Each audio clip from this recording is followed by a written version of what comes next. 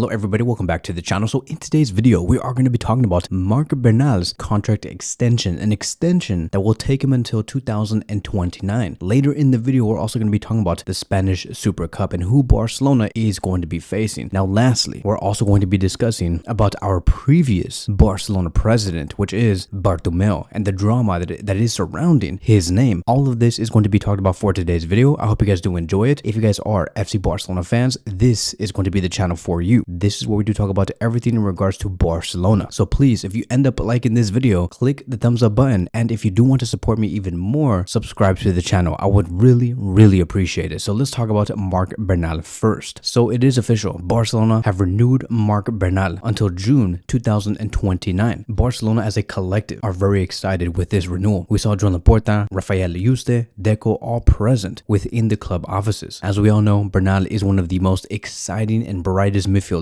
in the club today. Unfortunately, last season, he did break it through the first team, but it ended with a big ACL injury that took him out for 9 to 10 months, and he barely just came back. Bernal literally only played about 3 matches in his first campaign in the first team under Flick, but then it was over from there. Now, with Bernal being fully ready, he is available. Like, we can use him against PSG, we can use him against Sevilla, but the progress is going to be very slow. Hansi Flick does not want to ruin Bernal's career only because he wants to use him in the short term. The integration of Bernal into the first team is going to be very steady. Also keep in mind, Bernal has a huge mountain to climb, because if Bernal wants to have real game time like he used to, he's gonna have to be better than either Frankie or Pedri. Like, really think about that, because Frankie and Pedri have set such a high bar today that it's gonna be extremely hard for Bernal to really make it out there, as long as Frankie and Pedri are healthy, of course. If Frankie does get injured, or if Pedri does get injured, I'm gonna assume that Bernal is going to be the first choice pick in the double pivot position, because Flick did count on Bernal immediately when he came into the club, and he was starting in every game. But Barcelona are definitely showing their faith in the player. They really do think that he can be a game changer for many years, because the fact that he has gone through an ACL injury and then say we're going to renew you until 2029, he has to be showing something in the training sessions that is really standing out. Here are going to be some things that Bernal stated during the ceremony. He said that this is a beautiful and special day for him. He also explained that this is a dream, and a dream for every La Masia player to be signing with the first team and to be extending for the long term. And then he did say something very interesting. He said that he does admire Pedri the most, and he also rejected any comparisons to Sergio Busquets. He stated that he does want to follow his own path. And so I do think that based off what Bernal has been saying, Bernal is going to be playing his own game, paint his own journey. I know that we have talked about how Bernal looks very similar to Sergio Busquets, but Bernal has it very clear that he is going to look a little different, and the one player that he does want to play next to, most likely it is going to be Pedri, because of how many times he does compliment him. I really do want to see that though. I really want to see a 110% healthy Bernal with a prime Pedri and see how that does function within the midfield. I think that we can really do something special there. You would have a great mix between Bernal and Pedri, with Bernal bringing in the interceptions, the anticipation, the aerial duel rate, and then you have Pedri, the one who retains the ball, the one who can take on players, the one who can bring Barcelona to a different phase in the attack. All of these things that we have been projecting here and what Barcelona could be with Bernal, I don't think is necessarily going to happen until like maybe March of next year, towards like the end of the season. It's going to really be taking some time. So outside of this renewal, it has also been explained according to Ferran Correas that after sealing Marc Bernal's extension until 2029, Deco's next priority is to renew Frankie de Jong and Eric Garcia. Talks with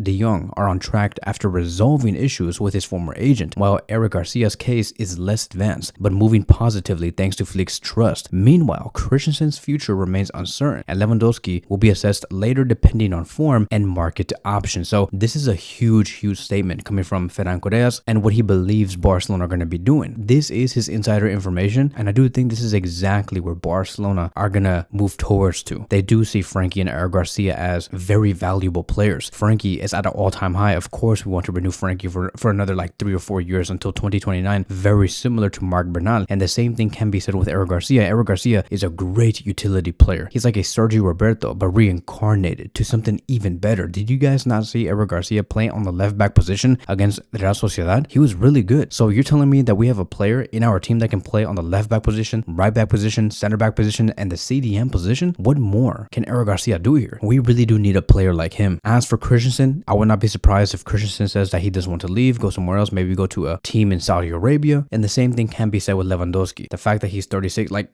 37 years old, of course you want to take it season by season. We don't know where Lewandowski is going to be standing by May 2026. Maybe he's going to be viewing his life in a different way compared to how he viewed it 4 years ago. Maybe he's gonna want the big money at Saudi Arabia. Now, just for like quick insider information, I'm not gonna make this like a huge deal in this video. Like I'll probably talk about this in a separate video before I make this video too long, but it has been reported just a few minutes ago that Julian Alvarez is the main target, that Joan Laporta has set his sights on the player and they only want to go for that player, and he has convinced Hansi Flick that Julian Alvarez should be Barcelona's next signing for the summer of 2026 and to replace Lewandowski, and they can have a front line of Julian Alvarez, Rafinha and Yamal. Also add in Ferran Torres and maybe even Marcus Rashford if he does continue. Something to really think about. So now let's talk about the Spanish Super Cup, because it is going to be returning to Jeddah. The RFEF confirmed that the Supercopa de España will once again be played in Saudi Arabia between January 7th through the 11th of 2026, and the semifinal showdown is going to look something like this: Barcelona versus Athletic Club, so we're going to be seeing Nico Williams yet again, and then we have Real Madrid versus Atletico Madrid, meaning there is that possibility that Atletico Madrid could pounce on Real Madrid yet again after defeating them recently 5-2. Barcelona, of course, are going to be entering as defending champions with their eyes defending on this crown. They're going to want to win it yet again. Let's take a flashback to the 2025 final, which was a historic win. Last season, Barcelona crushed Real Madrid 5-2. Very funny, right? Because the fact that Barcelona just went out there to defeat Real Madrid 5-2 and then like 9 months later Atletico Madrid did the same thing and defeat Real Madrid 5-2 is like, bro, like how much more pain can Real Madrid take? But it is one of the most iconic Super Cup finals ever. Even though we saw Kylian Mbappe make a early lead on the 5th minute, Barcelona turned it into a demolition. Lamine Yamal was dazzling on the right wing position. Lewandowski showed his experience. Balde dominated the attacking runs, giving Carvajal a run for his money. Rafinha also scored twice, and by the 48th minute, like literally 40 minutes after Mbappe scored, Barcelona were leading 4-1. I believe, if I'm not mistaken, Barcelona went on to that second half to play with 10 men, because I think that Szczesny ended up getting a red card, but even with that being said, Real Madrid could not score a single goal with Barcelona playing with 10 men. But it was insane, and I just cannot wait to see this semifinal take place. Let me know what you guys want to see in the final. Like, do you guys want to see Atletico Madrid beat Real Madrid again and we have a final of Barcelona versus Atletico Madrid, or do you want to see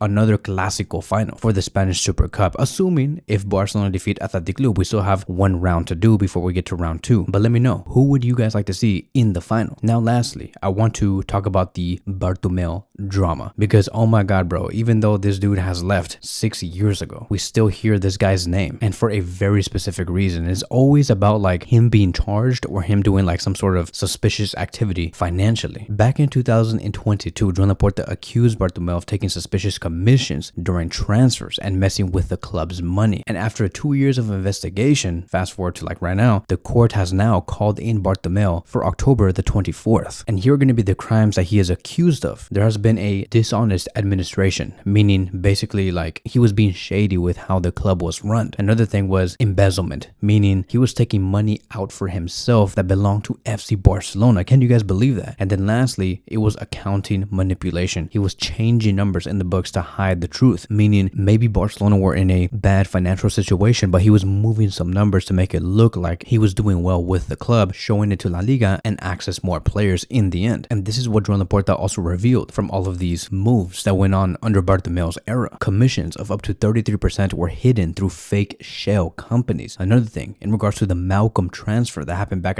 I think it was back in 2017 or 2018, but Bartomeu allegedly charged a 10% commission after the deal already signed. Who knows where that 10% commission went to? It could have been to his pockets, it could have been to like pay other players, it could have been to go to like paying his workers, who knows? And then lastly, there was a secret 1.7 million euro payment to lawyer González France to settle the Neymar case, because there were some things that Barcelona did not pay up for the Neymar transfer to PSG. And it does not even stop there. There has also been some allegations about Bartomeu allegedly paid 15 million euros to Atletico Madrid just so they wouldn't sue Barcelona for negotiating with Griezmann while he was still under contract. And so in the end, Joan Laporta estimates that Bartomeu's shady transactions cost Barcelona around 30 million euros. The reason why this does matter is because Barcelona are struggling financially today, and losing 30 million euros for dodgy deals is kind of like pouring salt on like a wound. Like salt is a small mineral, but if you put it on our wound, it's gonna hurt because we're hurting. Barcelona is hurting. So it may not seem like it's a lot, like the 30 million euros, but to us it is. And so it is insane. And the more I hear about what Bartomeu did with Barcelona before, it just makes me appreciate Joan Laporta much more today because of where he did position himself,